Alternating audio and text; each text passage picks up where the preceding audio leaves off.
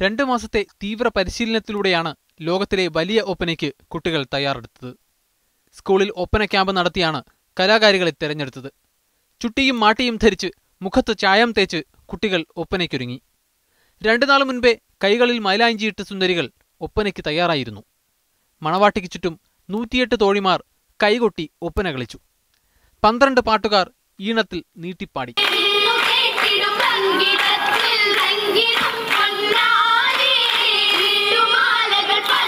സാധാരണ 10 പേരാണ് ഒപ്പന കളിക്കാറുള്ളത്. മണവാട്ടിക്ക് ചുറ്റും 6 പേർ ചുവട് വയ്ക്കും, 3 പേർ പാട്ടുപാടും. 108 പേരെ 4 കളത്തിലായി 42, 30, 24, 12 എന്ന ക്രമത്തിലാണ് വിന്യസിച്ചത്. തനിമ ചോരാതെ പുതുമ കലർന്ന ശൈലിയിലാണ് ഒപ്പന ഒരുക്കിയതെന്ന് പരിശീലകൻ ജുനൈദ് മട്ടുമൽ പറഞ്ഞു. പൂർണ്ണതയോടുകൂടി തന്നെ തനിമയുള്ള ഇശലുകൾ തിരഞ്ഞെടുത്താണ് നമ്മൾ പാട്ടുകൾ തയ്യാറാക്കിയിട്ടുള്ളത്. സിനിമയിലും കലോത്സവങ്ങളിലും മാപ്പിളകലയുടെ പരിശീലകനാണ് തൃക്കരിപ്പൂർ മട്ടുമൽ സ്വദേശിയായ ജുനൈദ്. 1.5 വർഷം മുൻപുണ്ടായ അപകടത്തെ തുടർന്ന് കാലിന് സാരമായി പരിക്കേറ്റ ജുനൈദിന്റെ പുതിയ അരങ്ങേറ്റം കൂടിയായിരുന്നു ലോകത്തിലെ വലിയ ഒപ്പന.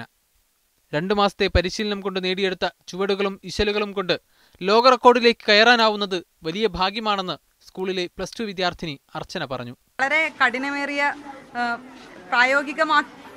പ്രായോഗികമാക്കാൻ ഒരുപാട് മെനക്കെടേണ്ടി വന്നു.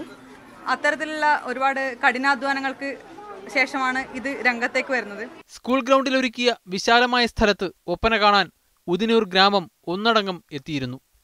അപ്രതീക്ഷിതമായി പെയ്ത മഴ പക്ഷേ കാണികളുടെയോ കളിക്കാരുടെയോ ആവേശം തെല്ലും കുറച്ചില്ല.